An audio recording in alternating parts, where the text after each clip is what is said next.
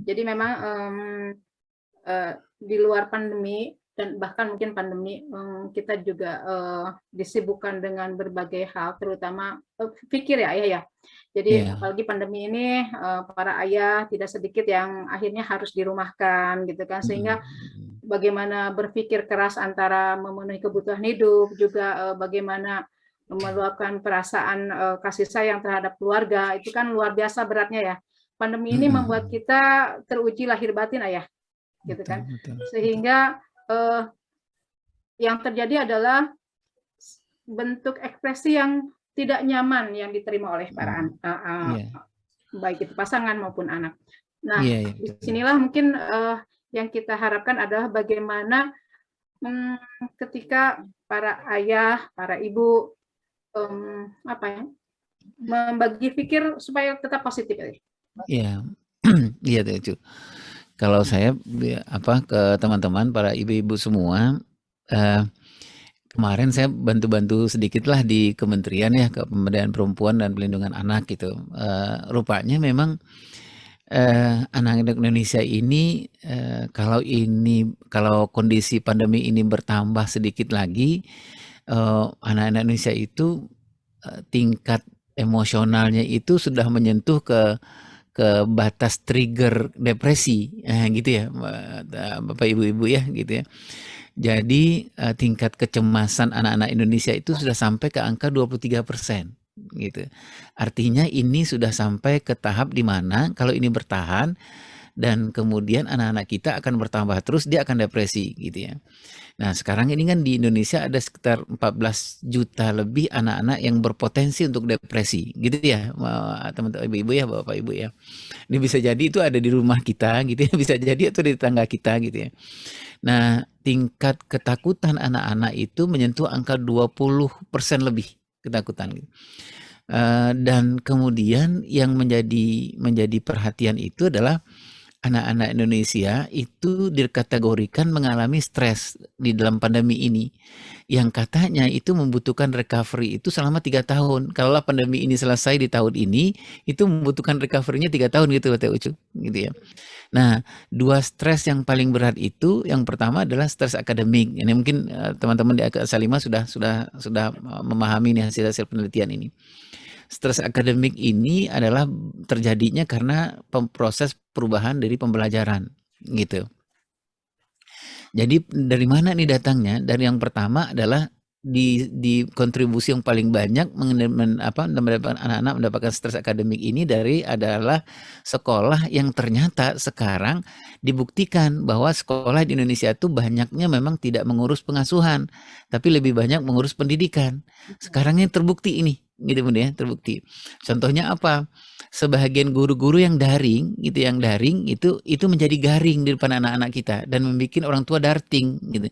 Jadi ing semua nih Teh Ucu gitu ya. Ini terbuktilah bahwa beginilah kualitas sekolah di Indonesia, kualitas pendidikan di Indonesia gitu ya. Jadi misalnya begini, ayah dan bunda ya, atau ayah juga tuh yang saya lihat ya, ada ayah bunda. Jadi sebagian sekolah di Indonesia itu tidak menyiapkan dirinya, menyiapkan sekolah-sekolah atau menyiapkan guru-gurunya dengan komunikasi online gitu. Misalnya begini, kita tidak tahu misalnya kalau batas-batas daring dari anak-anak kelas 3 SD ke bawah itu batasnya berapa gitu ya. Dalam sejam itu intervalnya berapa gitu ya. Karena itu sangat berpengaruh sekali kepada persoalan misalnya oksigen di kepala anak, kemudian tingkat konsentrasinya, dan kemudian juga yang sangat berpengaruh itu adalah sebagian besar guru-guru Indonesia tidak mempunyai dukungan yang kuat untuk bisa offline, bisa online. Bahasa tubuh gitu ya, budaya intonasi, ternyata ini nggak tergarap sama sekali karena ini adalah urusan persoalan-soal pengasuhan. Misalnya gini, kalau saya ingat ini dengan apa yang disampaikan oleh Ustadz Fatiakan gitu ya, itulah sebabnya kenapa guru-guru gitu ya harus mengerti tentang tahap perkembangan anak-anak. Jadi misalnya gini, kalau Ustadz Fatihakan itu di sekolah beliau di Qatar itu, guru-guru itu wajib 3 murojaah sekali sebulan itu. Yang pertama murojaah hafalan Al-Quran, yang kedua murojaah hafalan hadis, yang ketiga itu murojaah hafalan tahap perkembangan gitu ya. Kenapa ini diwajibkan gitu? Karena gitu, beliau mengatakan sekolah itu bukan untuk mengeliminir pengasuhan gitu. Sekolah itu hanya untuk membantu persoalan pendidikan, tetapi pengasuhannya nggak boleh lepas gitu. Nah, sementara ayah bunda, sekarang kita kebukti gitu ya, kebukti dalam pandemi ini gitu ya, kita kebukti bahwa anak-anak mengalami stres akademik yang luar biasa. Kenapa? Karena nggak bisa penyampaian akademik itu benar-benar membuat anak stres gitu, karena tidak dilengkapi dengan proses pengasuhan gitu. Itu yang pertama. Nah, ini teman-teman bisa baca di Global Parent Survey nih, survei yang seperti ini. Kemudian yang kedua, Teh Ucu, di Indonesia ini stres yang paling berat juga terjadi adalah stres, ini urusan kita nih, urusan Salimah nih sebenarnya gitu ya, yaitu stres pengasuhan gitu. Nah, stres pengasuhan ini terjadi kenapa? Karena ada perubahan proses pengasuhan yang sangat drastis gitu ya. Nah, apa itu? Selama ini orang tua Indonesia menurut penelitiannya Teh Ucu ya, menurut penelitiannya selama ini orang tua Indonesia itu hanya sebagai penyedia fasilitas itu sebagian besar orang tua Indonesia gitu ya. Jadi kalau mau apa sekolah disiapkan fasilitas ya gitu. Tetapi sekarang di musim pandemi ini orang tua mau tidak boleh hanya sekedar penyedia fasilitas gitu ya. Jadi orang tua juga harus pembimbing, juga harus perawat, juga harus yang mengurus semuanya, spiritual, emosional, intelektual, fisikal, sosial, semuanya dilakukan karena itulah intinya pengasuhan. Nah, terjadilah shock nih Teh Ucu gitu ya. Orang tua yang selama ini kalau boleh berdoa gitu ya, kalau boleh anak-anak sepagi-paginya datang ke sekolah, pulang sesore-sorenya gitu ya Teh Ucu ya. Ini bukan ini ya, mungkin ada sebagian orang tua yang menganggapnya seperti itu. Karena apa? Karena memang orang tua beranggapan udah sekolah aja lah gitu ya. Ngurus-ngurus yang lain sekolah aja gitu ya. Bahkan persoalan ayah itu diserahkan gitu. Nah, disinilah kita malu bersoal nih Teh Ucu, anak-anak kita mengalami di dirinya itu ada stres pendidikan, stres akademik dan stres pengasuhan. Nah, itu memang berada di dalam diri anak-anak kita gitu. Nah, barulah kita mau bicara yang Teh Ucu bilang tadi itu. Persoalan cinta, persoalan waktu itu sebenarnya porsi kita di mana sih selama ini gitu ya Teh Ucu gitu. Jadi kita mau bicara soal cinta atau soal waktu kepada anak-anak kita ini, maksudnya kita bicara dulu bahwa ini anak kita ngalamin yang semacam ini nih. Selama ini kenapa ada persoalan waktu, persoalan cinta itu terjadi? Karena memang kita selama ini mungkin lebih banyak sebagai penyedia fasilitas gitu loh, Teh Ucu gitu. Atau kalau almarhum Ustazah Yoyo Yusroh mengatakan begini, selama ini kita berpikir bahwa anak-anak itu suksesnya adalah tamat TK ke SD, SD ke SMP, SMP ke SMA, SMA perguruan tinggi jadi karyawan gitu ya.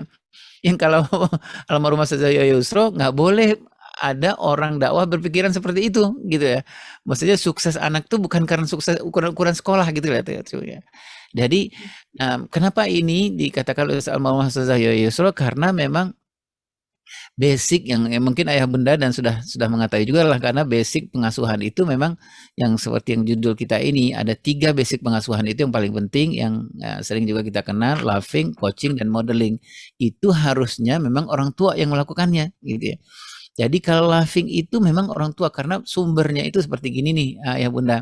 Loving itu dari mana? Udah mulai dari awal ya bunda ya. Bagaimana kita dulu berdoa, ya Allah turunkanlah pasangan yang baik buat saya gitu. Kenapa? Karena saya sudah berusaha untuk membangun rumah tangga ini, perjodohannya karena Allah saja gitu. Kemudian sudah menikah kan kita berdoa juga ya ayah bunda ya. Bagaimana nanti anak-anak itu lahir yang dia menjadi anak-anak yang juga cinta kepada Allah dan lain-lain. Nah, proses loving ini sudah dimulai dari awal sebenarnya kalau dalam Islam gitu ya.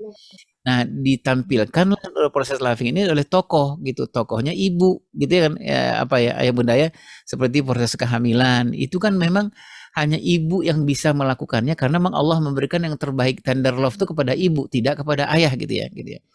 Kemudian ketika hamil, kita melahirkan, terutama lagi ketika usia bonding sampai umur 2,5 tahun itu kan semua adalah persoalan pembangunan cinta. Karena cinta itu kan Teh Ucu nggak seperti tahu bulat ya, nggak bisa digoreng mendadak, halo gitu kan, nggak bisa gitu ya, nggak bisa jadi gitulah, langsung jadi. Dan memang harus dibangun.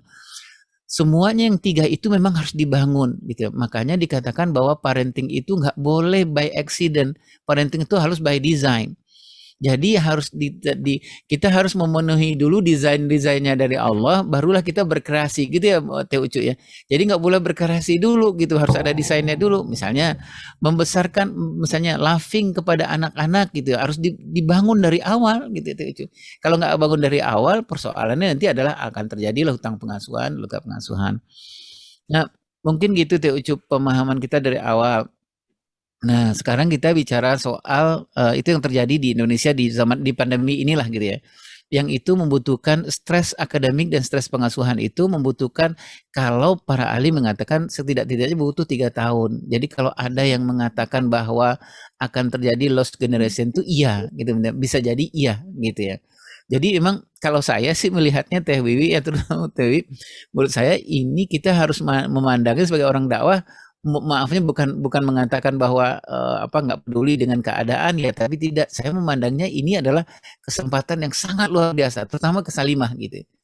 Karena ini yang bisa melakukan itu adalah Salimah ini, persoalan pengasuhan, persoalan ini, dan itu adalah persoalan, bayangkan butuh 3 tahun lagi ke depan, kita harus mentargetkan seluruh orang tua Indonesia harus punya gitu, punya ilmunya bagaimana dia merecovery ini. Karena nggak mungkin dilakukan oleh para lembaga-lembaga gitu, karena bayangkan ada 80 juta orang loh, 14 jutanya potensi depresi, kemudian puluhan juta yang lain akan mengalami hal yang sama gitu. Nah, Teh Ucup, itu laughing, dan kemudian coaching itu juga memang adalah hal yang nggak bisa. Untuk menjadi seorang murabi itu kan nggak bisa seperti tahu bulat ya Teh Ucup ya, memang harus ada, memang kan di parenting itu kita mengatakan nggak boleh memberikan waktu luang gitu ya, nggak boleh memberikan waktu luang, tapi harus meluangkan waktu gitu ya. Jadi kalau kita bilang kan waktu saya sempit, waktu saya nggak terbatas gitu. Nah ini memang ini awal embrio dari kegagalan menjadi orang tua nih gitu Teh, karena kalau kita ngelihat dalam prinsip-prinsip pengasuhan itu nggak bisa gitu Cu. Tadi TW udah mengatakan kita butuh komitmen dan konsisten, kita butuh istiqomah dan istimroriyah gitu. Yang pertama, istiqomah dan istimroriyah itu janji kita kalau pengasuhan itu adalah kepada Allah gitu ya, karena anak ini kan milik Allah, anak ini semuanya milik Allah gitu. Jadi kalau kita nggak bikin janji, kita nggak bikin relasi yang kuat kepada Allah gitu, pasti kita nggak akan sukses dalam pengasuhan kita. Nah, coaching itu di samping membutuhkan waktu, pasti membutuhkan ilmu. Itu ya seperti yang sudah kita ketahui lah sama-sama gitu, Teh Ucu. Yang ketiga adalah modeling. Nah, modeling ini juga sama nih, loving, coaching, modeling ini adalah nggak seperti tahu bulat gitu yang bisa digoreng mendadak, halo gitu, nggak bisa gitu ya. Karena memang seperti yang Bunda ketahui, Ayah ketahui, modeling itu kan sudah dicontohkan ya di dalam Tarbiyatul Aulad itu. Modeling itu memang harus dibangun gitu ya, karena modeling itu kan ujung-ujungnya ke persoalan ketaatan ya. Ketaatan itu kalau dalam parenting kan nggak bisa dibangun oleh ketakutan gitu. Kalau ketaatan dibangun oleh ketakutan, usianya pendek gitu.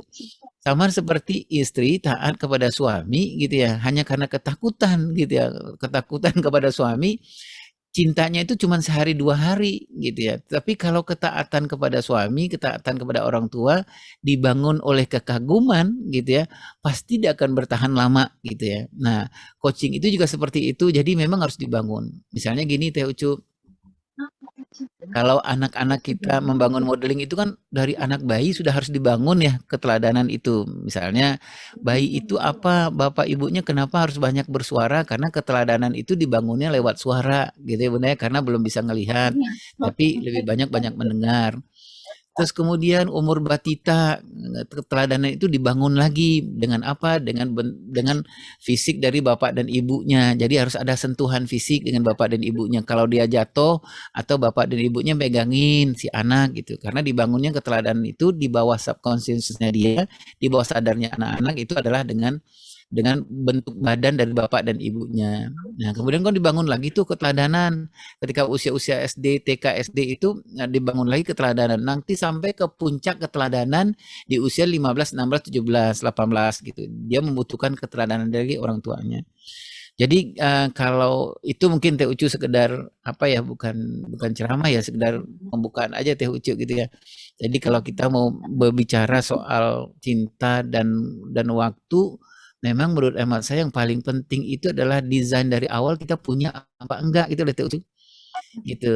Kalau kita nggak punya desain dari awal, karena parenting dalam Islam kan nggak boleh banyak berkreasi, Teh Ucu. Gitu ya. Kalau banyak berkreasi soalnya itu miliknya Allah. Kalau berkreasi banyak nanti salah-salah gitu Teh Ucu ya. Jadi jangan terlalu banyak parenting, seminar-seminar parenting gitu Teh Ucu ya. Tapi menurut saya nggak apa-apa terlalu banyak workshop atau apa. Tapi yang perlu kita sepakati bersama, ini yang ikut seminar desainnya sudah dapat belum? Gitu. Desainnya itu maksudnya kalau orang Jawa bilangnya pakemnya udah dapat apa belum gitu ya. Setelah itu boleh berkreasi gitu ya. Sama seperti gini Teh Ucu, orang pelukis itu kan dia boleh menggambar abstrak ya Teh Uci ya, Teh Wiwi, Teh Eli ya boleh gambar abstrak. Itu kadang-kadang kita nggak ngerti tuh gambar dia apa artinya gitu. Tetapi kan nggak semua pelukis boleh menggambar abstrak. Dia harus pinter dulu menggambar realis, menggambar yang realis gitu ya. Kalau belum bisa menggambar gunung, menggambar detailnya sawah gitu, nggak boleh menggambar abstrak gitu ya Teh Ucu. Jadi itulah maksud saya bahwa yang paling penting dalam parenting itu pertama bicara desainnya sudah ada apa belum gitu ya. Sudah tersosialisasi belum kepada pasangan desainnya gitu. Kan ada desainnya Teh Ucu ya. Desain anak-anak 0 sampai 7 tahun ada desainnya gitu ya. Desain anak laki-laki ada desainnya, anak-anak perempuan ada desainnya. Bahkan kalau saya belajar ini dari misalnya dari Ustazah almarhum Ustazah Yoyo Yusro, mengajar anak laki-laki dan perempuan simple aja kata Ustazah Yoyo gitu. Anak laki-laki bagaimana dia menjadi laki-laki, nggak harus lewat sekolah, nggak harus lewat ini, nggak kata itu. Jadi jangan kita terperangkap tiba-tiba kita bikin desain baru gitu ya. Orang Rasulullah umur 8 tahun itu 8 tahun loh. Kelas berapa itu Teh Ucu ya? Kelas kelas 2 lah ya, kelas 2 itu. Rasulullah pergi berjalan dengan pamannya itu 1000 kilo lebih. Artinya kan dia bisa dipecat sama sekolah kalau kita kalau ukuran suksesnya sekolah gitu ya. Jadi sekolah menurut saya gini, ini memang kita harus merdekakan ini paradigma kita gitu. Jangan anak-anak tuh matang kita berpikir hanya dengan satu wasilah gitu loh, Teh Ucu gitu. Karena desainnya nggak seperti itu gitu. Gitu. Allahu a'lam bishawab. Baik. Sambil jalan Ayah mungkin ya nanti Sambil Ayah duduk aja Teh Ucu, kita kan lagi di Zoom. maksudnya sambil jalan acaranya ya. Iya, Ya, iya. jadi buat Ayah Bunda kalau memang mau bertanya langsung sama Ayah Irwan boleh silahkan nanti bisa izin di chat room atau langsung melambaikan tangan. Langsung Teh Ucu, Ya. saya Teh Ucu. Boleh nih langsung dari Ibu Ketua Pak Irwan. Silakan Teh Wiwi. Ini mah Teh Wiwi bukan nanya, nguji ini mah. Bukan saya. Katanya sharing Ayah Irwan. Iya tadi apa yang disampaikan Ayah Irwan luar biasa ya, memang betul. Jadi dengan adanya pandemi ini, terus terang itu juga yang saya khawatirkan adalah lost generation. Jadi memang saya bersama teman-teman bagaimana tadi ya ingin mendesain sebenarnya ya. Jadi nanti juga ingin sharing mendesain dengan Ayah Irwan juga begitu ya, program-program yang memang untuk anak-anak gitu ya, kepada anak-anak itu karena kan anak-anak itu unik ya, luar biasa. Dan memang tadi yang sudah disampaikan berkaitan dengan stres pengasuhan, stres akademik gitu ya, itu tuh memang sudah mulai terlihat lah gitu ya, ciri-ciri bahkan sudah banyak lah gitu. Jadi bahkan saat ini juga saya sedang mengalami itu, sedang mengcoaching gitulah ya, mengcoaching seorang anak gitu kan, karena ternyata mengalami stres pengasuhan dan akademik gitu, karena di atas rata-rata anak tersebut gitu ya, pintar sekali gitulah. Jadi mengalami stres berat lah, jadi sudah depresi lah gitu ya. Jadi saya juga merasa, aduh kasihan juga nih kalau banyak anak-anak yang seperti ini gitu, anak-anak Indonesia gitu ya, atau anak-anak kita lah gitu ya, seperti itu gitu. Jadi, nah ini yang ingin saya, mungkin Ayah Irwan bisa sedikit sharing gitu, tadi berkaitan dengan mungkin nanti kalau desain lebih dalam lagi Ayah Irwan ya. Jadi ini yang berkaitan dengan stres ya, stres pengasuhan. Saya melihat bahwa stres pengasuhan terjadi gitu, stres ya dengan akademik juga karena kondisi saat ini PJJ dan sebagainya. Itu memang tadi ada hutang-hutang pengasuhan gitu ya, ada hutang-hutang pengasuhan. Nah justru ini bagaimana ya supaya hutang-hutang pengasuhan itu ya kita akuilah sebagai orang tua gitu ya. Nah kan kadang-kadang gini, jadi hutang pengasuhan saat ketika anak itu bayi, tadi kan seperti Ayah Irwan sampaikan ya, bahwa usia 0 sampai itu tuh ada desainnya, nanti usia 15, 17, ternyata itu tuh muncul di usia dia remaja gitu, di kelas 1 SMA misalnya gitu ya. Nah itu ternyata akibat dari hutang pengasuhan. Nah, mungkin ya Ayah Irwan bisa sharing lah, mungkin berbagi. Bagaimana ya kita sebagai orang tua, karena anak kan, aduh ini gimana nih, harus cari psikolog, harus bagaimana gitu ya. Ternyata ada kasus itu gitu, hutang pengasuhan ini. Mungkin ada sharing lah kiat-kiat atau Iya, bagaimana ya, mungkin iya Teh. berbagi pengalaman. Demikian Ayah Iya Irwan, Teh. matur nuhun. Iya, sama-sama. Teh Ya, Wiwi, saya mungkin jawab langsung aja ya Teh Ucu ya, karena neng boleh, tapi sharing ya. sambil ini ya, jadi biar nanti sekalian bisa menjawab. Ada beberapa pertanyaan, Irwan. Oh, satu-satu aja Teh Ucu, saya Oh, boleh. udah agak sepuh gitu ya, takut lupa Teh Ucu. Silakan Ayah. Ya, punten gitu Teh Wiwi, kalau utang pengasuhan sepengetahuan saya nih ada dua hal yang paling besar penyebabnya Teh Wiwi. Yang pertama itu relasi pernikahan gitu Teh Wiwi ya gitu. Yang kedua adalah parenting. Ini memang nggak bisa lari dari dua ini nih ya Teh Wiwi gitu.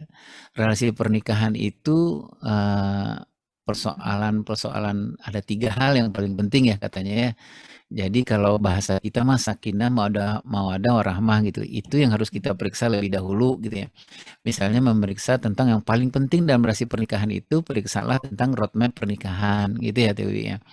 Jadi kadang-kadang roadmap pernikahan ini khawatirnya ketika kita sepasang suami istri udah punya anak 1, 2, 3, ketika ditanya roadmap pernikahannya punya apa enggak gitu, khawatirnya enggak punya gitu Teh Wiwi gitu ya. Sehingga ketika roadmap pernikahan tidak punya gitu, pasti hubungannya akan bermasalah di soal pengasuhan gitu Teh Wiwi ya, bersoal di persoalan. Karena kan kaitannya selalu begitu, relasi pengasuhan, persoalan pengasuhan itu persoalan pertama lihatlah relasi pernikahan. Karena di dalam parenting itu kan ada namanya mirror effect gitu ya, ya. Mirror effect itu adalah segala sesuatu yang terjadi sebenarnya di relasi pernikahan kita, itu sebenarnya nggak bisa kita bohong kepada anak-anak kita dalam pengasuhan gitu. Nah misalnya tadi yang pertama kata para ahli itu utang pengasuhan, lihatlah roadmap rumah tangga itu punya roadmap pernikahan apa enggak gitu ya. Atau memang jangan-jangan memang rumah tangga belum sempat memikirkan roadmap itu gitu loh Teh Ucu, Teh Wiwi. Sehingga memang bentuknya nanti keterlibatan bapak dan ibunya dalam pengasuhan, kondisi rumah tangganya pengaruhnya sangat besar gitu. Ketika di rumah tangga itu belum terbentuk atau belum terbuat roadmap pengasuhan. Nah, intinya kan sebenarnya roadmap pengasuhan itu di 5 tahun awal pernikahan gitu ya, inti idealnya gitu ya. Secara teorinya idealnya seperti itu. Nah, Teh Wiwi, di roadmap pengasuhan, roadmap pernikahan itu kan misalnya gini, kalau kita kan misalnya roadmap pernikahan itu misalnya kemana nih tujuan dari roadmap pernikahan kita, oh misalnya ke Ar-Ra'd 23 misalnya masuk surga sekeluarga gitu ya Teh Wiwi ya gitu. Nah, untuk mencapai masuk surga berkeluarga itu secara teorinya nih teorinya kan ada 5 tahap ya, 5 tahap gitu. Ini teori parenting nih Teh Wiwi ya gitu. Boleh teman-teman gunakan, boleh tidak gitu ya. Jadi ada 5 tahap, 5 tahap. Nah 5 tahap inilah yang sebenarnya modal awal gitu. Kalau 5 tahap ini tidak terlaksanakan, pengaruhnya kepada relasi pengasuhan.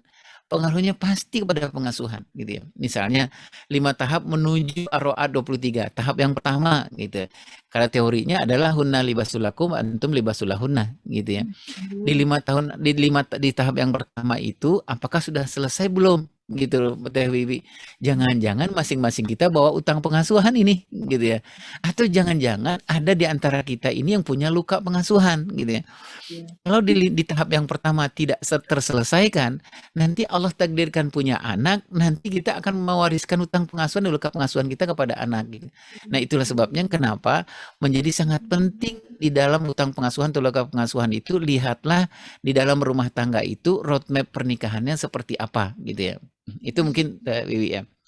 Nah, di roadmap pernikahan itu juga kita harus melihat yang akan menyebabkan utang pengasuhan itu adalah mungkin kejujuran kita untuk mengatakan kepada pasangan kita ini sebenarnya rumah tangga dalam keadaan baik-baik saja atau nggak baik-baik saja gitu ya. Nah, kalau dalam baik-baik saja, alhamdulillah kita kuatkan. Tapi yang paling berat itu adalah sebenarnya rumah tangganya udah nggak baik-baik saja gitu loh Teh Wiwi gitu ya. Banyak pura-puranya jadinya gitu loh, banyak pura-puranya, pura-pura bahagia gitu ya. Mau gimana ya anak sudah 5, anak sudah 6 gitu ya. Jadi apa akhirnya? Utang pengasuhan tidak terselesaikan, luka pengasuhan tidak terselesaikan. Nah, utang dan pengasuhan dan luka pengasuhan itu seperti ini Teh Wiwi ya, seperti LGBT gitu ya. Kalau dia korban, dia pasti jadi pelaku gitu loh Teh Wiwi gitu ya. Kalau dia ngalamin luka pengasuhan, secara sadar nggak sadar, dalam teorinya parenting itu 85% pasti dia akan membuat anaknya terluka gitu ya. Kalau dia punya hutang pengasuhan secara nggak sadar, kenapa? Karena utang dan luka pengasuhan itu kan di bawah sadar ya, sudah menjadi kepribadian bagi kita, sudah menjadi syakhsiah kita gitu. Nah, itu mungkin pemahaman ini yang menurut hemat saya kita harus pahami dari mana sih terjadinya hutang pengasuhan itu, yang relasi pernikahan. Nah, kemudian yang menariknya adalah relasi pernikahan itu sangat tergantung kepada relasi ilahiyah. Ini istilah saya nih Teh Wiwi gitu ya. Jadi relasi pernikahan itu sangat tergantung seperti apa keterhubungan dan ketersambungan sepasang suami istri itu, terutama ayahnya, suaminya itu kepada Allah gitu ya. Karena kan semuanya milik Allah ya. Keberkahan rumah tangga itu milik Allah, anak milik Allah semua gitu. Jadi relasi pernikahan sangat tergantung pada relasi ilahiyah. Yang kedua, teman-teman yang oleh Allah SWT, utang pengasuhan itu terjadi karena parenting gitu ya. Dan parenting itu apa saja penyebab utang pengasuhan itu? 3 kalau saya mencatatnya. Yang pertama, banyak sekali terjadi anak-anak bersoal pengasuhan itu meninggalkan luka dan utang pengasuhan karena suami istri secara prinsip pengasuhan belum sama gitu loh Teh Wiwi. Jadi belum sama ini prinsipnya. Misalnya begini, kalau almarhum Ustaz Rahman Abdullah menceritakan ke saya, misalnya prinsip itu kalau di dalam Islam itu solehkan dulu baru pintarkan gitu ya. Kebayang nih teman-teman kalau ada suami istri ini berbeda prinsipnya. Ini prinsip loh ya. Prinsip nggak boleh nggak sama, harus sama gitu ya. Kalau seorang suami prinsipnya adalah pintarkan dulu gitu, baru solehkan. Si istri nanya, kenapa Kang harus dipintarkan dulu? Saya nggak mau seperti saya waktu kecil gitu. Saya orangnya miskin sekali, kurang ilmu, kurang apa. Anak saya harus mendapatkan ilmu supaya dia berhasil kelak kemudian hari gitu. Jadi sementara istrinya prinsipnya adalah solehkan dulu gitu. Kebayang ya Bapak dan Ibu, itu anak-anak menjadi apa gitu, gimana gitu ya. Sementara si ayah stimulasi ini, si ibu stimulasi yang lain. Itu prinsip. Kalau prinsip itu memang nggak boleh hanya sekedar disepakati, harus sama memang gitu ya. Karena itu satu yang prinsip. Nah, kalau dalam prinsip itu nggak sama, pasti akan berpengaruh kepada hal yang paling berat sekali untuk meninggalkan hutang pengasuhan, yaitu daily activity pengasuhan. Kalau saya menyebutnya pola pengasuhan, gitu ya. Nah, pola pengasuhan ini memang nggak harus sama, tetapi harus disepakati. Nggak boleh lagi caramu dan caraku, gitu ya Teh Wiwi ya. Harusnya cara kita, gitu. Jadi yang jadi banyak utang pengasuhan itu kan si Akang bawa caranya dia gitu ya kepada anaknya gitu, si ibu membawa caranya dia gitu. Jadi bertemulah dalam rumah tangga itu, apalagi mekanisme rumah tangga nggak berjalan, tidak ada pertemuan family time, nggak ada us time, nggak ada couple time, jadi nggak ada ketemu gitu ya, sehingga pola asuh ini nggak sempat dibicarakan gitu ya. Nah, apa yang terjadi? Caramu dan caraku itu fatal. Gitu ya. Fatalnya apa? Itu menyebabkan banyak terjadi karena pola asuh selalu berkaitan dengan perilaku. Gitu ya Bapak Ibu ya, Ayah Bunda ya. Perilaku yang salah, perilaku yang patut, lihatlah seperti apa pola asuh gitu ya. Nah, itulah sebabnya Bapak dan Ibu, kita mementingkan antara Bapak dan Ibu itu menyelesaikan persoalan pola asuh. Pola asuh itu yang gampang-gampang lah gitu ya, seperti yang Bapak Ibu sudah lakukan, membangunkan anak, nggak boleh harus ada yang sepakati, jangan berbeda gitu ya, karena pagi hari itu kan sesuatu yang Rasulullah sudah juga mewanti-wanti kepada kita, hati-hati dengan pagi hari anakmu kan gitu ya, atau hati-hati dengan waktu anakmu mau tidur gitu. Nah, sekarang bayangkan kalau antara Bapak dan Ibu membangunkannya caramu dan caraku, jadi nggak ada cara kita. Nah, yang ketiga, parenting menyumbang hutang pengasuhan itu adalah persoalan roadmap gitu.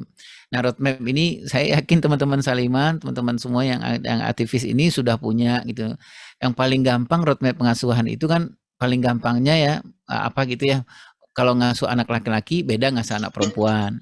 Pasti di rumah-rumah kita sudah ada roadmapnya, roadmap anak laki-laki seperti apa, roadmap ngasuh anak perempuan seperti apa.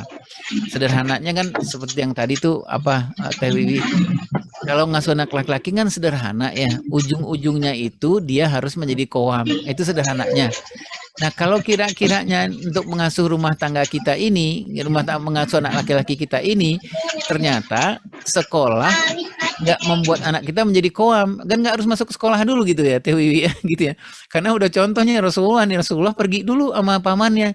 Bayangkan teman-teman, itu 1000 kilo lebih loh, kelas 2 SD loh, gitu ya. Dan ini bukan semua yang dilakukan Rasulullah pasti ada hikmahnya buat kita gitu.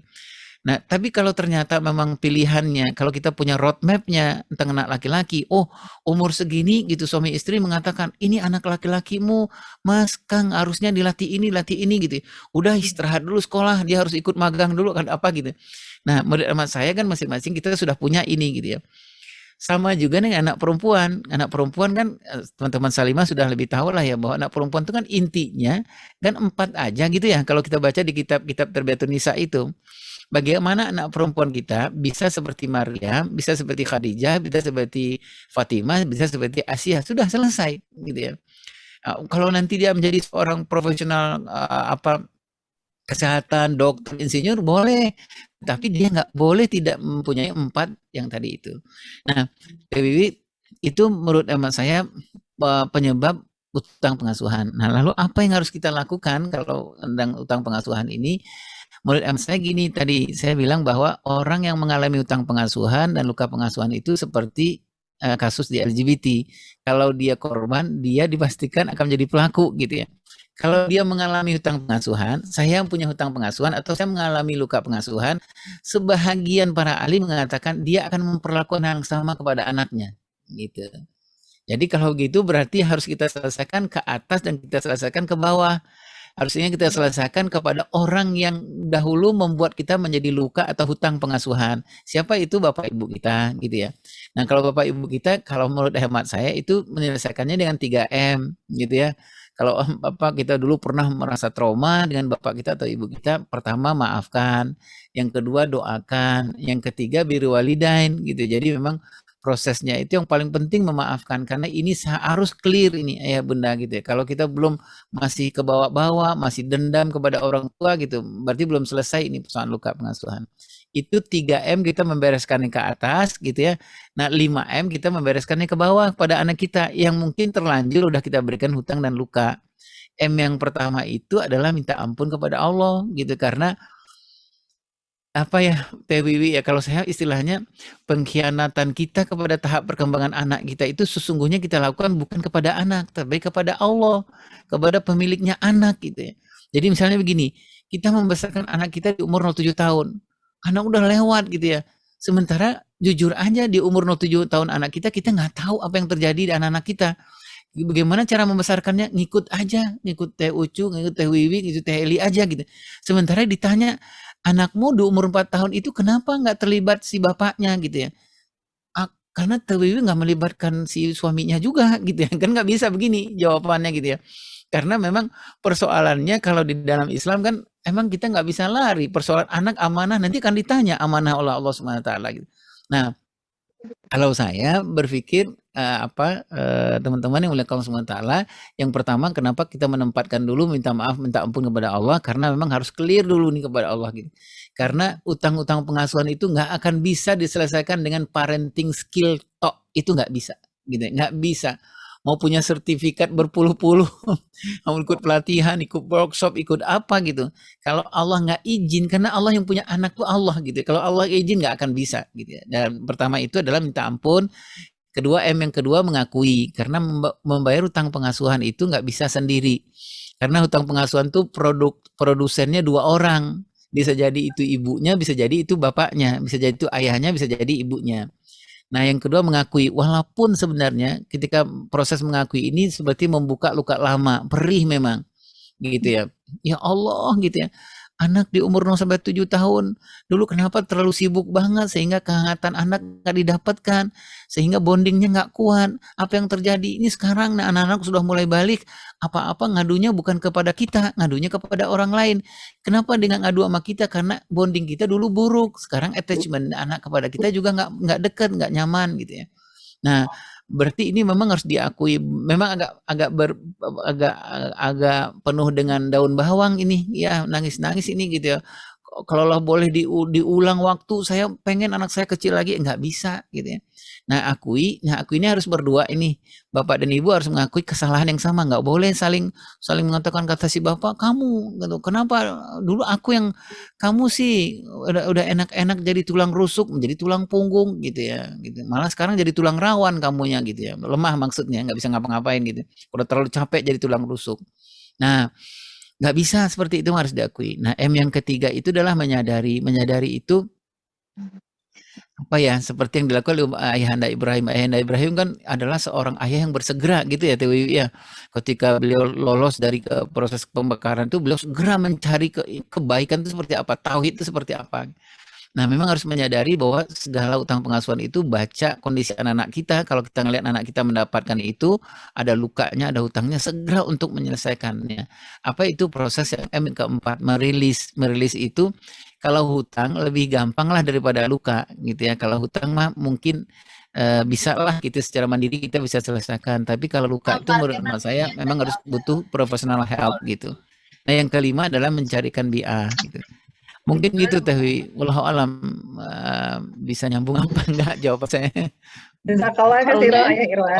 Waalaikum Teh. Jadi kudu ngagentian. Iya. Masih ada yang perlu disampaikan Bu Wiwi? Itu cukup. Jadi banyak pertanyaan. Iya, mungkin lanjut ke beberapa pertanyaan ya. Iya. Nanti beberapa yang mungkin sudah terjawab tadi terkait dengan desain pengasuhan juga tentang hutang pengasuhan. Jadi kita langsung saja ke Teh Ucu. Ya. Kalau boleh sedikit ini Teh Ucu, karena menurut ini saya prinsip yang sangat esensial menurut saya gitu soal desain ini gitu Teh Ucu.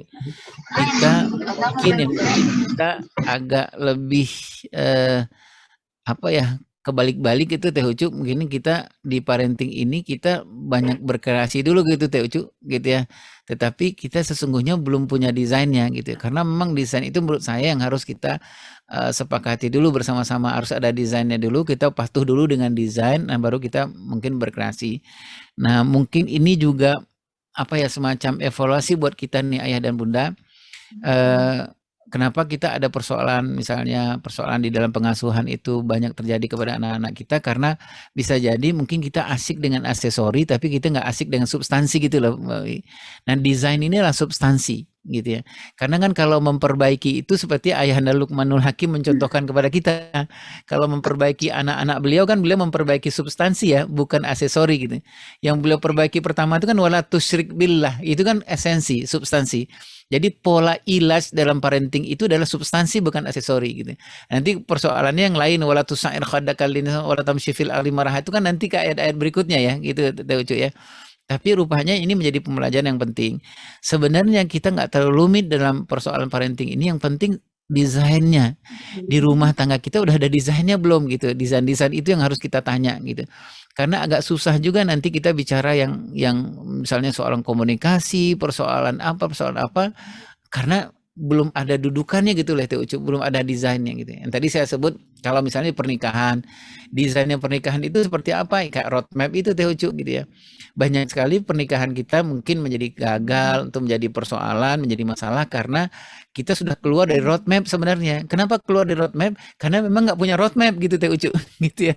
Jadi memang si istri nanya ke suami, ini roadmapnya gimana Kang? Ini kita mau kemana sih sebenarnya gitu. Karena belum ada pagar-pagarnya, makanya kemana-mana akhirnya. Termasuk juga dengan roadmap pengasuhan yang tadi saya bicarakan itu. Jadi kadang-kadang gini Teh Ucu, kita mau menjadikan anak laki-laki kita Ismail gitu ya.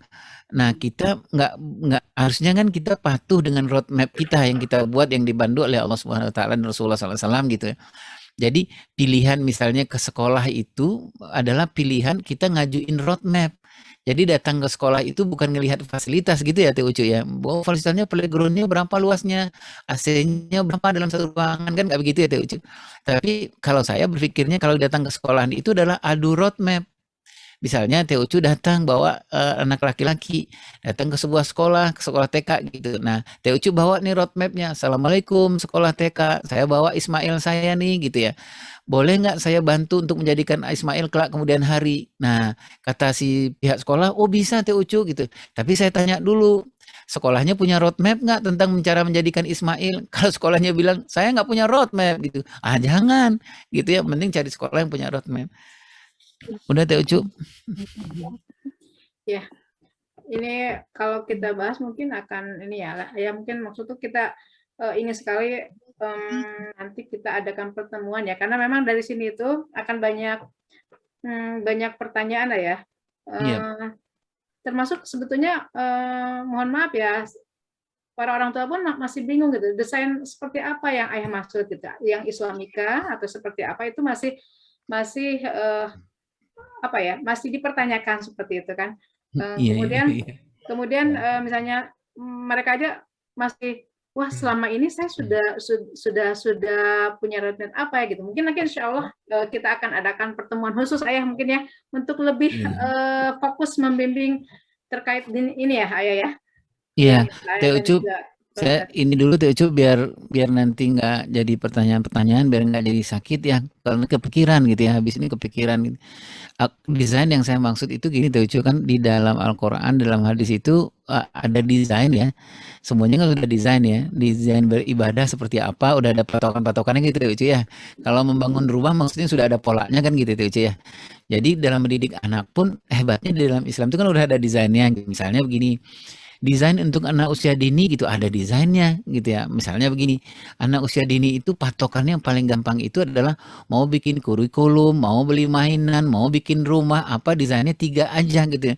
Hati-hati dengan pendengaran anak, hati-hati dengan penglihatan anak, hati-hati dengan suara hati nurani anak gitu ya. Jadi kalau anak usia dini itu berarti di dalam rumah itu desain rumahnya gitu. Kalau kita bicara desain rumah, berarti patokannya ini desain rumahnya mengganggu penglihatan anak apa enggak gitu loh. Mendesain anaknya mengganggu pendengaran anak apa enggak gitu. Makanya kalau kita lihat nih Ucu yang mempraktekkan ini kan teman-teman di Finlandia nih yang banyak nih Ucu mempraktekkan desain Islam ini kan banyak teman-teman Finlandia nih. Kalau kita ngelihat rumah-rumahnya di Finlandia itu sekarang yang mulai tercerahkan itu adalah rumah-rumah anak usia dini itu gampang tuh kita ngelihatnya. Rumahnya pasti polos gitu Ucu. Polos gitu, nggak banyak aksesori-aksesori, karena aksesori itu akan dibikin bersama dengan anak usia dini gitu loh Teh Ucu. Dinding akan digambar-gambar gitu, karena apa? Kalau dibikin aksesori berarti nggak sesuai dengan desain dari Allah gitu ya. Karena desain dari Allah itu mau bikin apa-apa, lihat dulu pendengaran anakmu gitu ya. Misalnya apa? Mau beli TV, bayangkan Teh Ucu ya, hebatnya dalam Islam, mau beli TV itu bukan tergantung kita punya uang apa enggak gitu Teh Ucu. Di rumah ada anak usia dini apa enggak gitu Teh Ucu. Ya, gitu. Itu kan Masya Allah ya, menurut saya udah dahsyatnya luar biasa.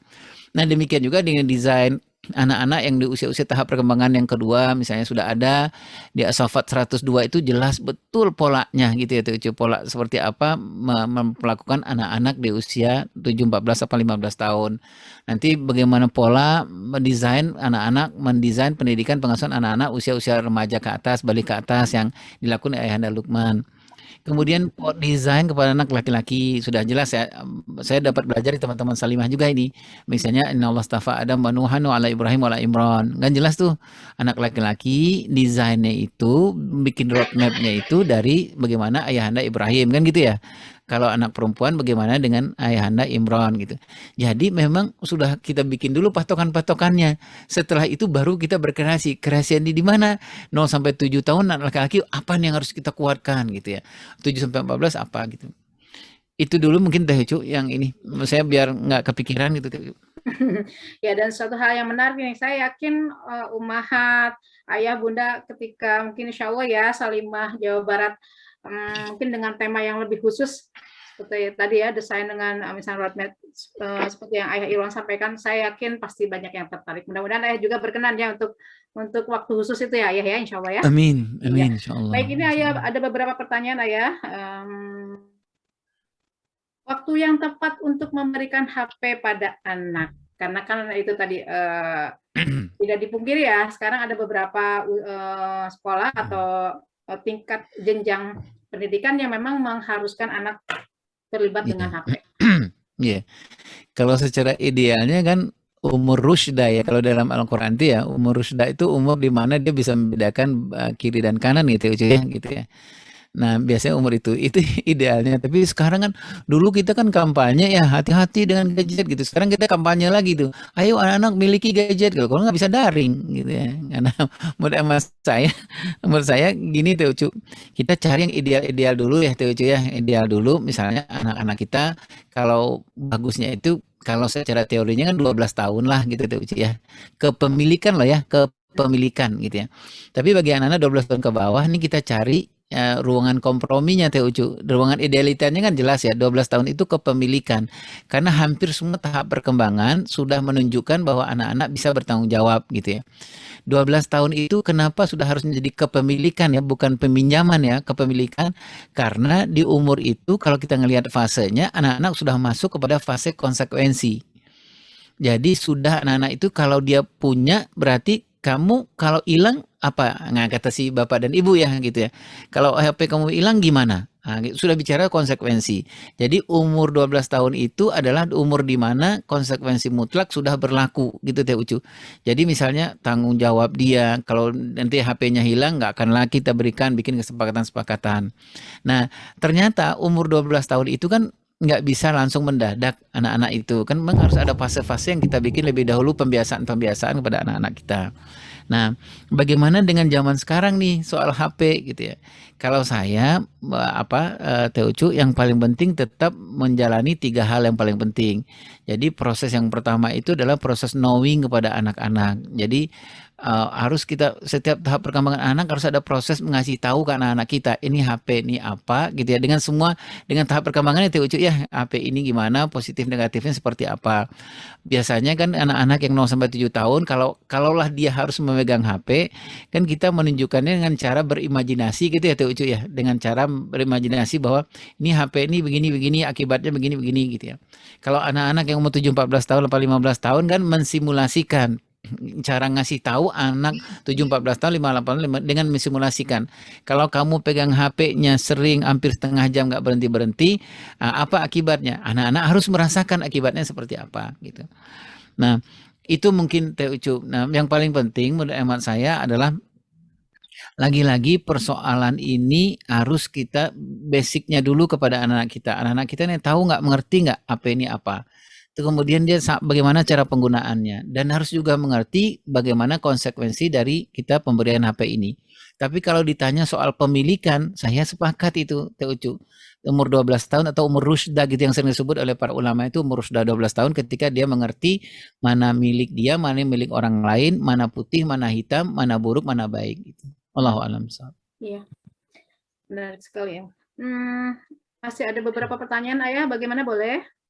Ya. Baik, bagaimana mentreatment diri sebagai ibu untuk menghindari konflik dengan anak? Iya. Jadi ada 2 hal ini. Yang paling pertama adalah kalau dengan anak-anak jangan anak-anak versus anak-anak. Itu yang paling penting Teh Ucu. Jadi kalau menemani anak-anak jangan anak-anak dengan versus anak-anak. Maksud saya begini, jangan anak-anak teriak, ibunya juga teriak. Itu namanya anak-anak versus anak-anak gitu ya. Ini yang paling sering terjadi ini gitu ya. Adek gitu ya. Nah, adek makan tangan kiri lagi. Itu namanya anak-anak versus anak-anak gitu ya.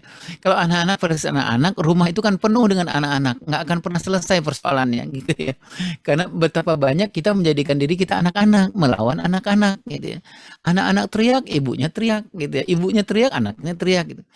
Nah, yang pertama menurut hemat saya adalah yakinkanlah ke diri kita, boleh secara kepala itu harusnya orang dewasa gitu ya.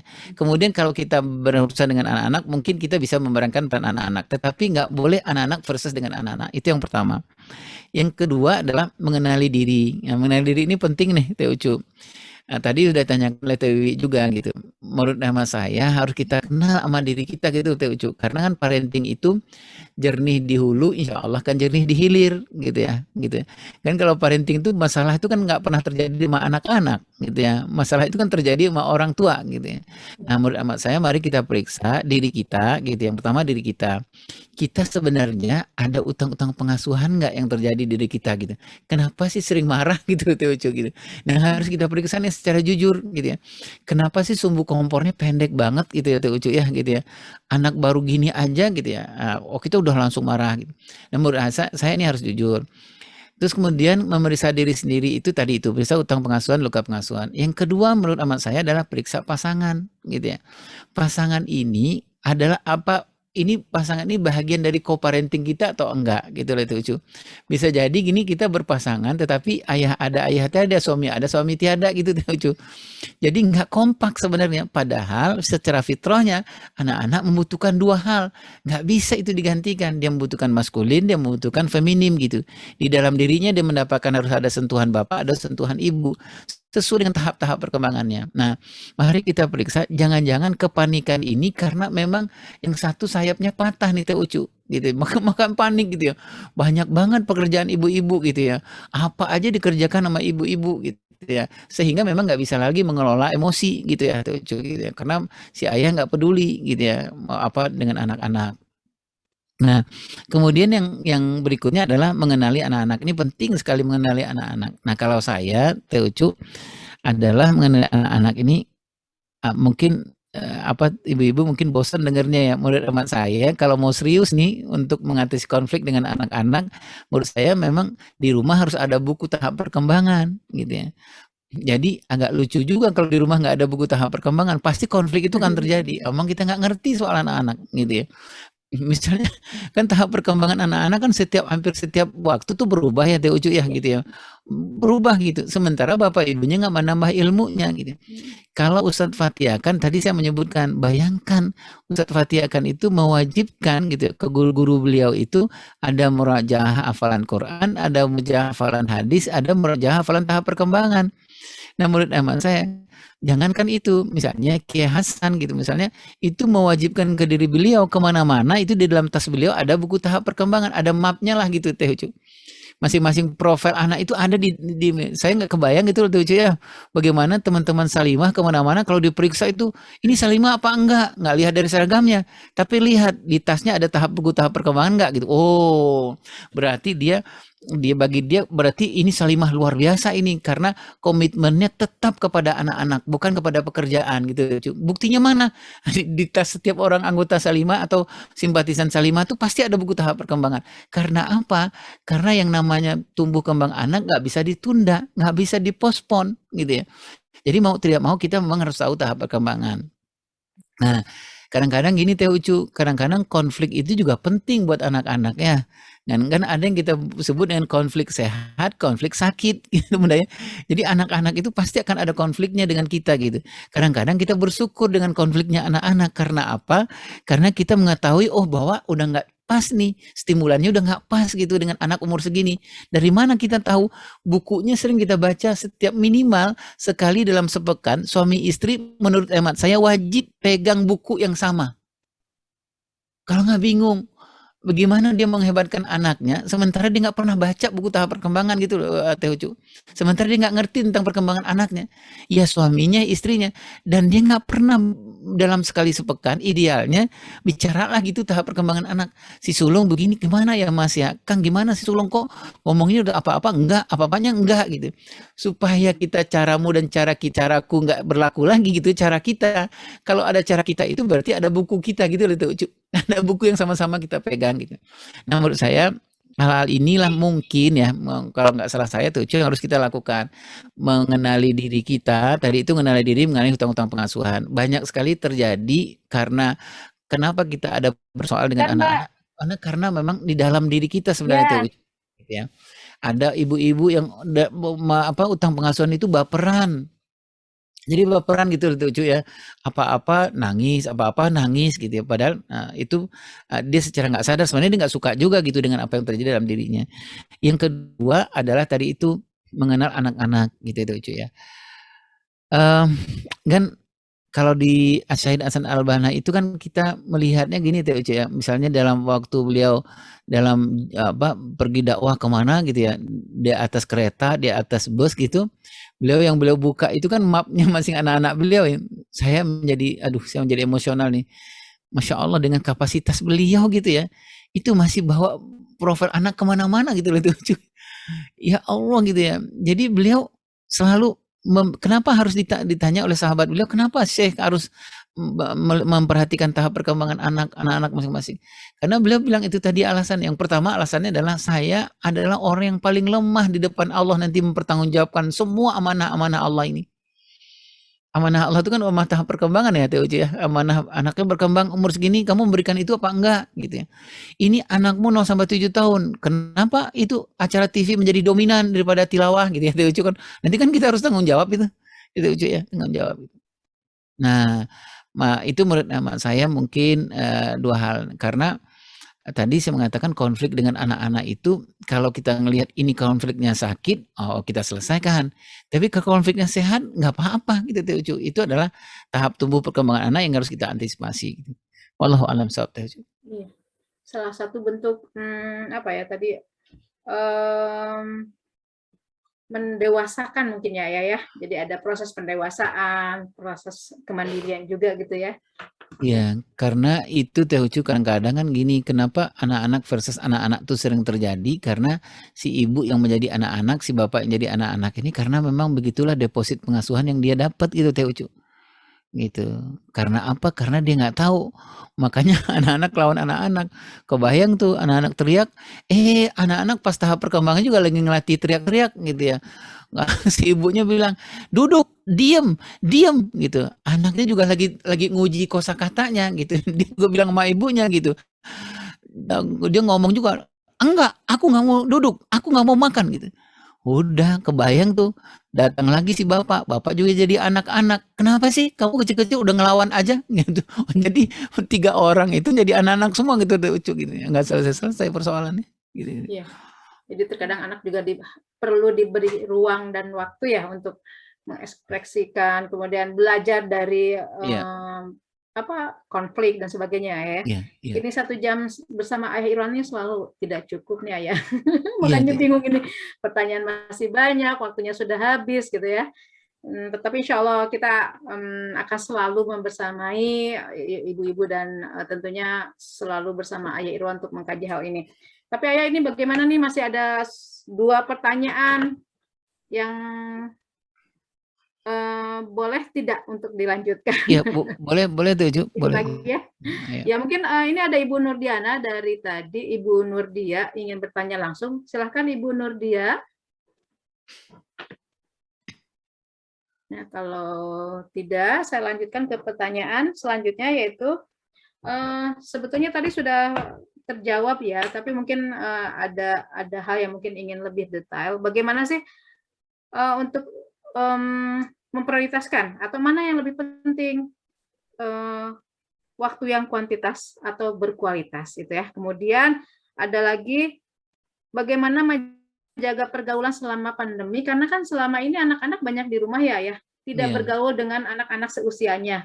Nah, dihadapkan dengan misalnya mohon maaf ya, hiburan-hiburan atau game dan sebagainya, sehingga anak tidak berkembang sesuai dengan usia atau fitrahnya, seperti itu. Satu lagi, ada salah satu orang tua yang khawatir menghantarkan anaknya ke asrama terkait dengan pergaulan. Nah, bagaimana untuk memberikan wejangan mungkin ya pada anak yang mau asrama, tetapi di satu sisi juga orang tua legowo untuk melepas sang anak. Mangga Pak Ayah untuk menjawab. Teh Ucu, soal waktu berkualitas dan berkuantitas, kalau saya sih kalau yang bagusnya apa? Berkualitas dan berkuantitas gitu Teh Ucu ya. Menurut saya itu paling ideal gitu ya, berkualitas dan berkuantitas gitu. Tetapi kalau kita bicara bahwa nggak semua kita mungkin diberikan Allah kesempatan yang sama gitu ya. Jadi memang bagaimana kalau berkualitas aja Irwan, nggak apa-apa gitu ya. Berkualitas gitu meskipun terbatas nggak apa-apa. Cuman syarat-syaratnya itu menurut hemat saya adalah 2 syaratnya. Waktu itu jangan kasih waktu luang kepada anak-anak gitu. Jadi dalam parenting itu nggak boleh waktu luang. Harusnya memang meluangkan waktu. Kalau waktu luang itu pasti waktu sisa gitu Teh Ucu gitu ya. Jadi supaya berkualitas gitu harus luangkan waktu. Nah, luangkan waktu itu seperti apa? Kalau saya periksa agenda daily activity-nya Teh Ucu, pasti ada agenda dengan anak. Itu namanya meluangkan waktu gitu ya. Kalau Teh Ucu memang memberikan waktu luang, pasti nggak ada agenda dengan anak, gitu ya Teh Ucu ya, dengan anak-anak. Karena waktu luang tuh pas lagi waktu kosong, misalnya lagi apa gitu, nih di sini ini main yuk sama mama, main sama umi atau apa gitu, itu waktu luang gitu ya. Nah, itu agak sedikit di apa ya, di apa ya nggak di inilah di parenting gitu waktu luang. Nah, syarat yang pertama itu luangkan waktu. Artinya ibu-ibu dan bapak-bapak yang terbatas waktunya, periksa aja agendanya gitu ya. Masukin ke agendanya. Misalnya gini, Teh Wiwi dengan anak yang pertama pasti tuh di agenda Teh Wiwi ada tuh anak yang pertama pagi 5 menit 2 menit meluk gitu misalnya. Oh, ada itu agendanya gitu. Dan itu agenda itu ada, setiap anak itu ada agendanya setiap hari. Itu namanya meluangkan waktu. Jadi nggak penting bagi anak-anak, itu hebatnya anak-anak, nggak penting waktu yang lama, tetapi waktu yang berkualitas. Kadang-kadang kita ketemu dengan anak kita cuma 2 menit selesai gitu ya, karena sesuai dengan kantong jiwanya dia gitu loh Teh Ucu gitu ya.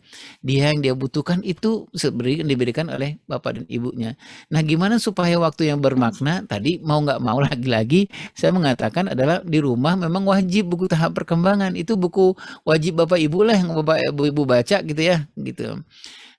Yang kalau enggak nanti kan susah Teh Ucu. Gimana kita waktu bermakna? Misalnya gini, anak kelas 4 SD ke atas ini bapak dan ibu udah melakukan lah gitu ya, mengapresiasi anak 4 SD ke atas kan harus punya ilmu Teh Ucu gitu ya, dengan anak kelas 3 ke bawah gitu, mengapresiasinya gimana?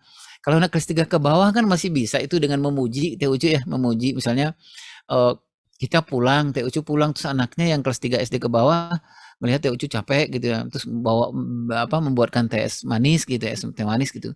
Nah, kita masih boleh tuh ngomongnya, masih patut lah kita ngomong, "Ya Allah, hebat banget anak Umi, hebat banget." Itu pas itu Teh Ucu.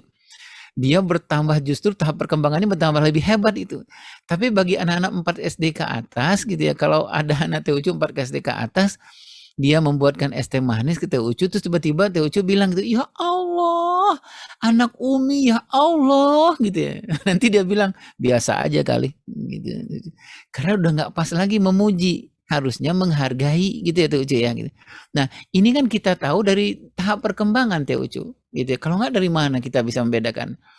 Nah, khawatirnya ketika kita nggak tahu tahap perkembangan gitu ya, nggak pernah kita diskusi suami istri tahap perkembangan, kita memperlakukan anaknya nggak cocok itu loh Teh Ucu gitu. Harusnya dipuji tapi kita hargai.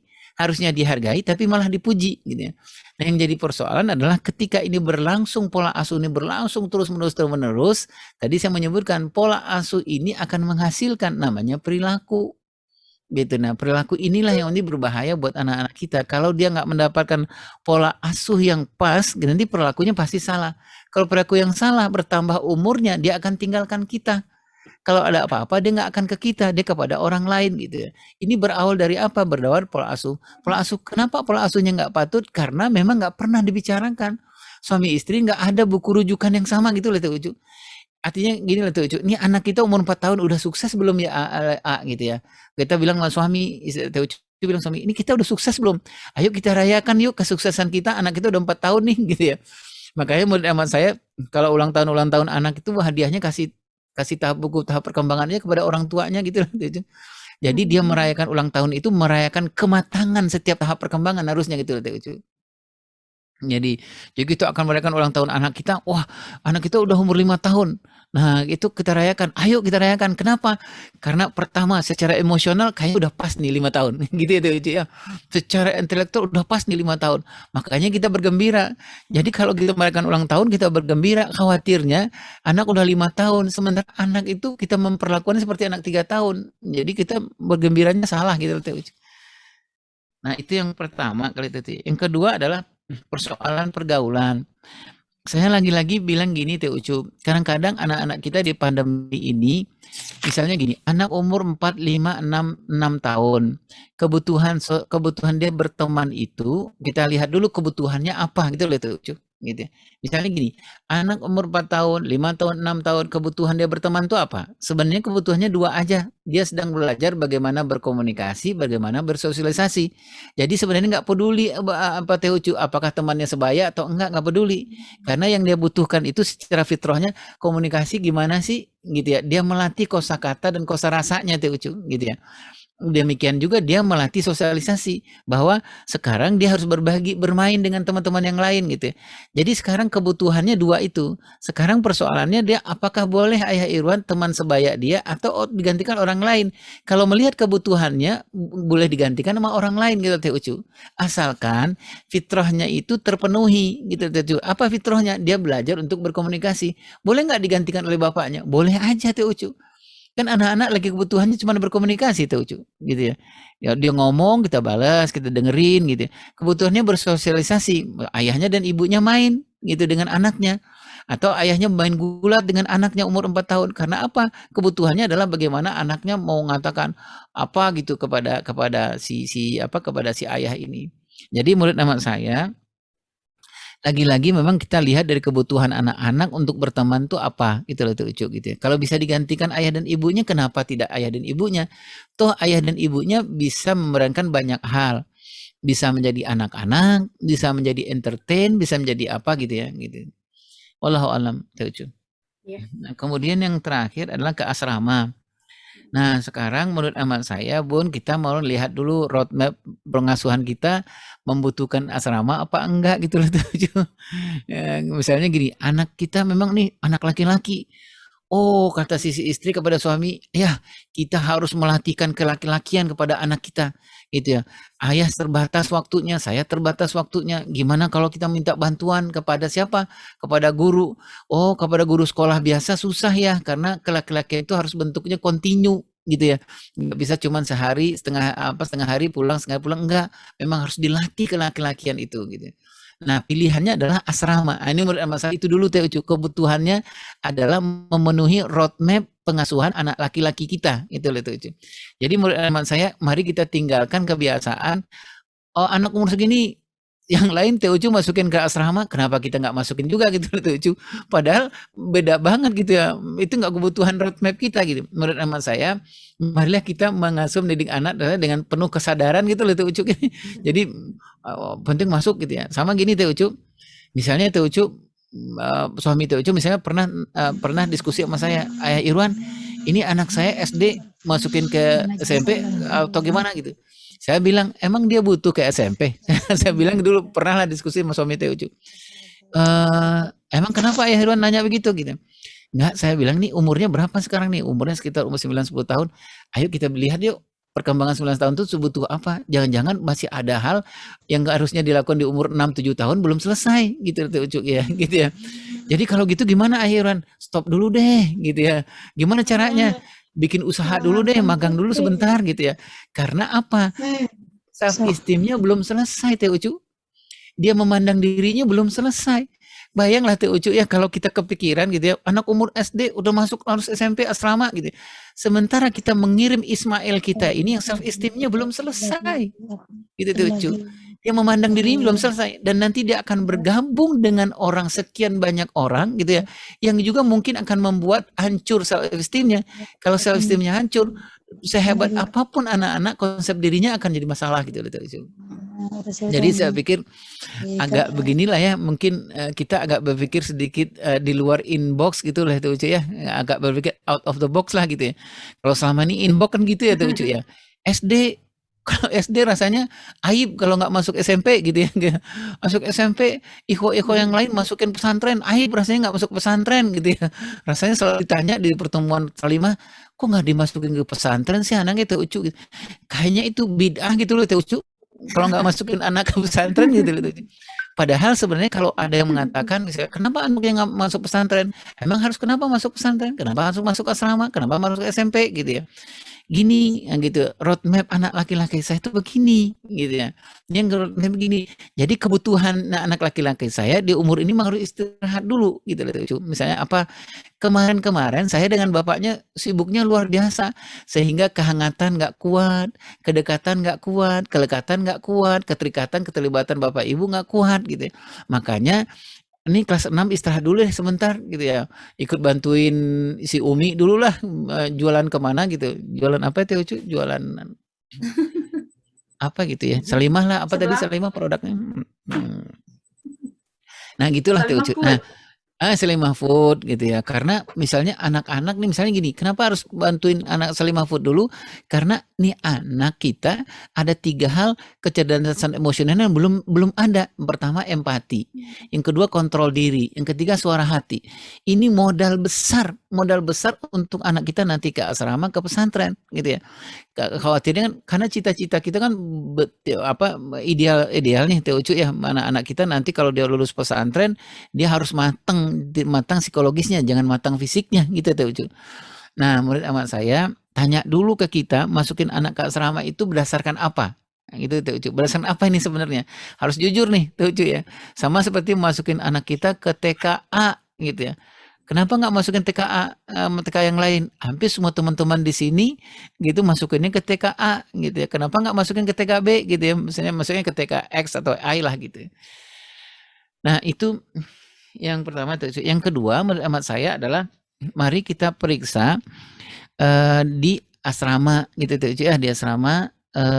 Ini asramanya kan nanti anak-anak kita ini hidupnya kan nggak sehari 2 hari Teh Ucu gitu ya, kan akan berbulan-bulan, bertahun-tahun gitu ya Teh Ucu ya.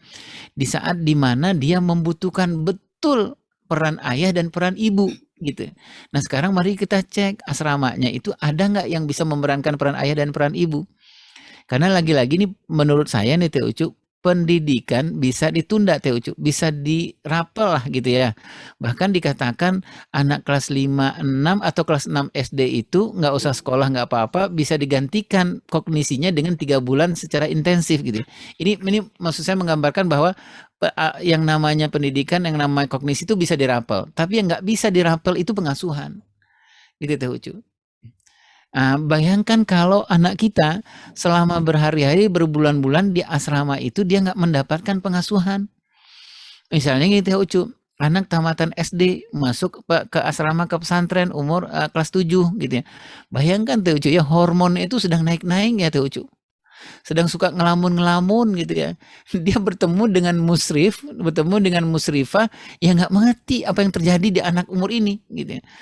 Setiap mau ngelamun musrifahnya bilang astagfirullahalazim, a'udzubillahi minasyaitonirrajim, a'udzubillahi stres tuh anak kita. Ya Allah, baru aja mau ngelamun sebentar sudah langsung ta'awuz musrif dan musrifahnya gitu ya.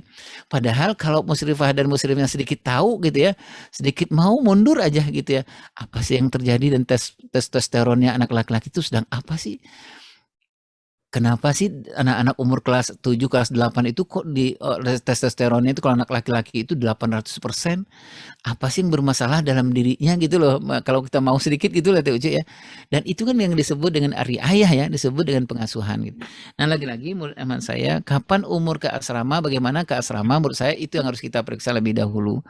Artinya ke asrama nggak ada masalah Teh Ucu, nggak ada masalah. Menurut saya harus selesaikan dulu kebutuhannya apa, sesuai dengan roadmap kita gitu Teh Ucu. Ini bagian dari roadmap kita nggak ini ke asrama atau ke pesantren ini. Terus kemudian adalah mari kita lihat pesantren gitu Teh Ucu. Kadang-kadang gini Teh Ucu, umur-umur di pesantren itu kan umur ayah ya, kalau di Fadring itu umurnya ayah gitu ya. Nah, kita juga melihat tuh Teh Ucu bagaimana musrifnya terutama dan ustadznya Teh Ucu. Pemahaman terutama dengan bisa nggak sedikit banyak dia menggantikan peran ayah. Karena itu kan peran laki-laki Teh Ucu. Nah, umur kita mendownloadkan kelaki-lakian itu memang ada di umur 7, 14 tahun, 8, 15 tahun gitu ya. Nah, kebayanglah kalau itu hilang begitu saja, tidak didownloadkan oleh para musrif dan musrifahnya. Wallahu a'lam bishawab. Alhamdulillah. Terima kasih Ayah Irwan, pencerahannya luar biasa dan tentunya ini menjadi sebuah cambuk juga ya buat kita semua untuk bisa lebih mendalami bagaimana pola asuh, bagaimana mendesain, bagaimana memberikan banyak ruang untuk kita belajar ya, orang tua ya gitu. Kita selama ini kan kita banyak menuntut anak belajar, padahal orang tua juga harus banyak belajar untuk menjadi orang tua yang ideal. Betul. Waktu juga yang membatasi kita. Mudah-mudahan Ayah Irwan nggak kapok. Juga Amin, ini amin. mohon maaf kepada Ayah dan Bunda yang pertanyaannya belum dijawab. Insya Allah mungkin jika tidak keberatan nanti Ayah bisa menjawab di grup WAG ya Ayah ya, mungkin Di WA ya mungkin ya, insya Allah ya. iya pertanyaan-pertanyaan yang belum terjawab kali ini. Baik Ayah Irwan, terima kasih banyak. Ini alamat ini Teh Ucu, alamat ini alamat WA saya ini, alamat Instagramnya ini, WA-nya ini. Ini terlihat ya Teh Ucu ya? Terlihat nggak? Oh, belum ya, belum ya. Ya, mungkin nanti kita bisa share juga di WA ya. Dan Oh, ini Teh Ucu, terlihat ya? belum. Ini terlihat? Ya. Ada. Ya, silahkan buat Ayah Bunda. Ini juga nanti kita bisa mengikuti kajian-kajian Ayah di IG.